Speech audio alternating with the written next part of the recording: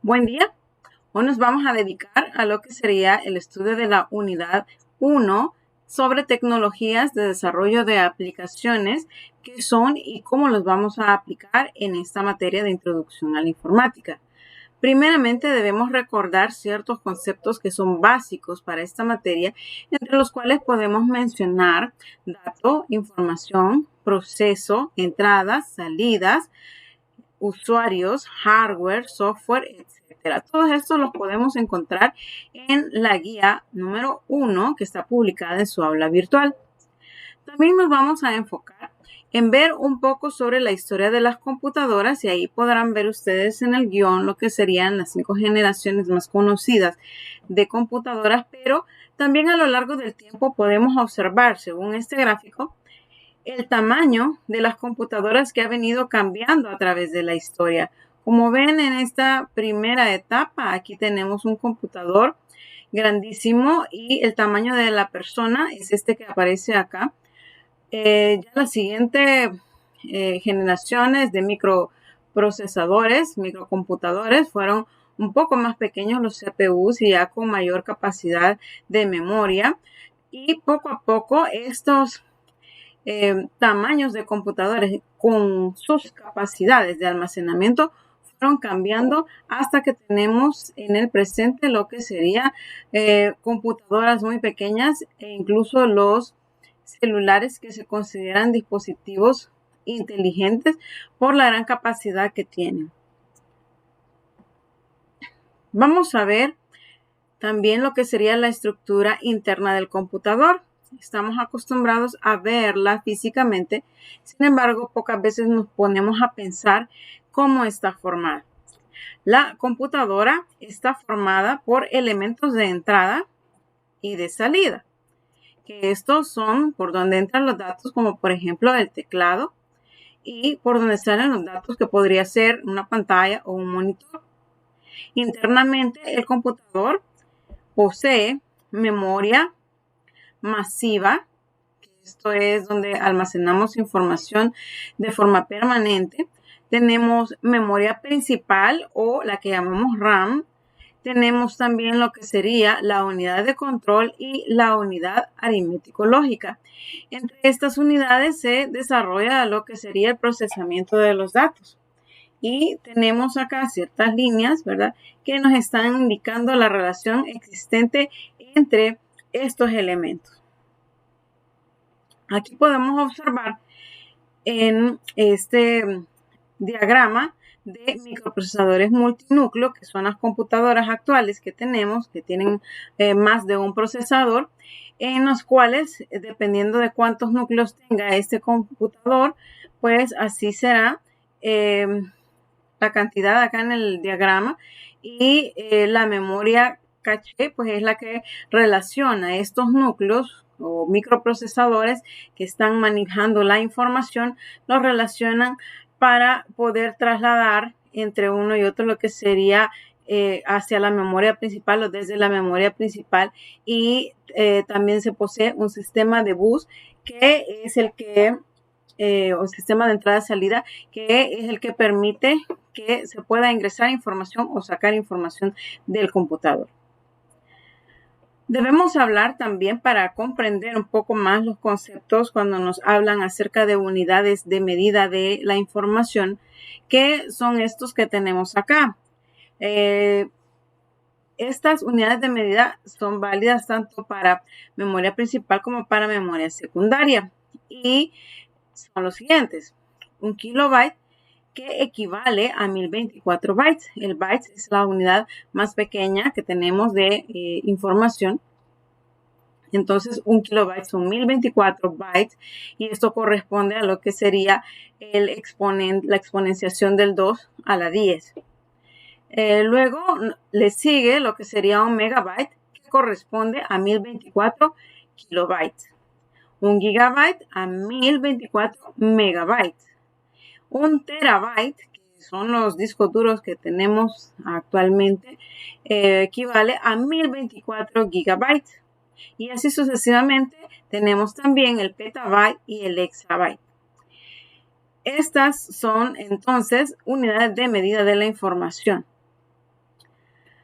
En este tema tenemos también que hablar sobre las redes computacionales y estas ya conocemos de que pueden ser locales o redes a nivel mundial, que estamos totalmente acostumbrados a lo que sería la Internet hoy por hoy, pero que ha venido siendo pues un constante cambio, un constante descubrimiento de cómo desarrollar mejor las tecnologías para poder lograr que exista esa intercomunicación de las redes de computadoras a través del mundo. Entonces, las redes han venido a cambiar lo que sería nuestra forma de ver el mundo, porque ahora pues ya podemos comunicarnos perfectamente de punta a punta en todo el mundo sin ningún inconveniente.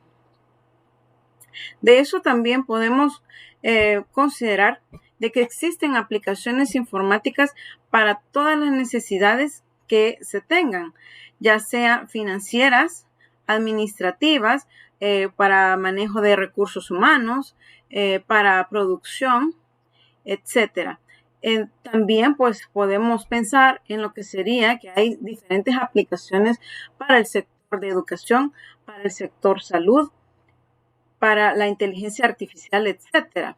Aquí tenemos estas aplicaciones que son un poco más avanzadas de lo que normalmente conocemos como una aplicación informática, que sería la de inteligencia artificial que les estaba mencionando. También el desarrollo de sistemas expertos, redes neuronales, inteligencia artificial descentralizada. También recordemos que ahora existe la realidad aumentada, la realidad virtual, y que existen diferentes aplicaciones en muchas áreas profesionales, en la industria, en la medicina, la administración, aplicaciones científicas, de pronóstico de clima, simuladores, educación, arte, etc. Una de estas aplicaciones es el cloud computing, que sería la computación en la nube. Y esto consiste en que ya no tenemos centralizada la información en un servidor de una empresa, o no la tenemos centralizada solamente en nuestro computador, sino que podemos guardar información en la nube a través de la cual podemos hacer acceso desde cualquier otro punto del planeta, y cualquier persona puede hacer acceso media vez nosotros le permitamos o compartamos información con esa persona. Y esto nos referimos pues que las empresas ya no tienen que pagar por tener grandes servidores en sus localidades, sino que pueden pagar estos servicios en la nube que podrían en cierta forma resultar un poco más baratos. Otra de las aplicaciones importantes de estas últimas décadas es el Internet de las cosas. Y aquí vamos a comprender este tipo de Internet, la conexión entre los diferentes dispositivos que utilizamos a diario. Entonces aquí podemos considerar, por ejemplo, el computador, el teléfono que nos avisa, por ejemplo, cuándo vamos a tener una reunión, a qué horas vamos a tenerla, si queremos mandar invitaciones, y eso se conecta con otros usuarios. También podemos programar ciertos dispositivos electrónicos, como por ejemplo nuestro reloj, para que nos indique cuando hayamos cumplido cierto número de pasos al caminar.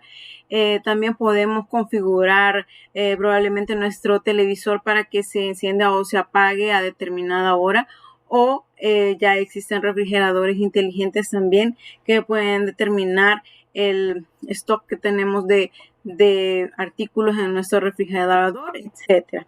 ¿Verdad? Aquí tenemos muchos objetos que ya utilizan este tipo de tecnologías. Y finalmente, para esta clase de este día, les voy a explicar un poco acerca de las aplicaciones conectadas y desconectadas.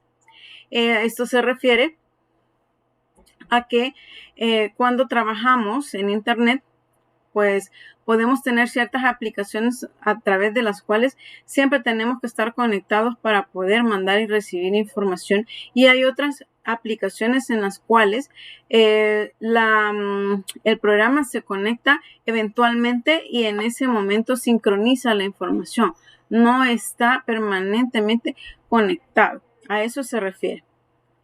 En el gráfico que estamos viendo actualmente podemos identificar lo que sería la ubicación y la relación que tienen las aplicaciones frente al usuario final y con otros programas informáticos existentes.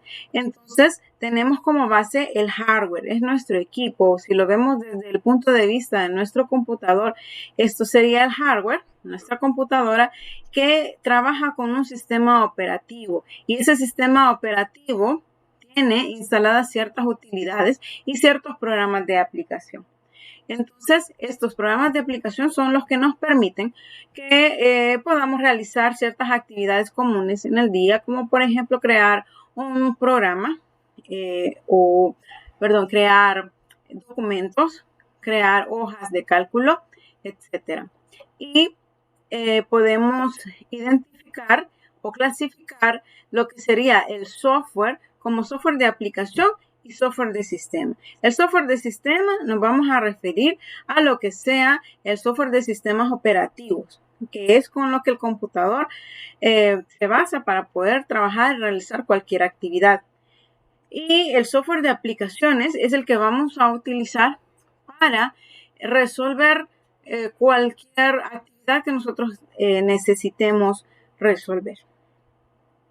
Y en este lado de acá podemos ver la interacción que tiene el programador con su equipo y su respectivo software. Y pues que antes de eso hubo un diseñador del sistema operativo, ¿verdad? Que tuvo que interactuar con este sistema operativo.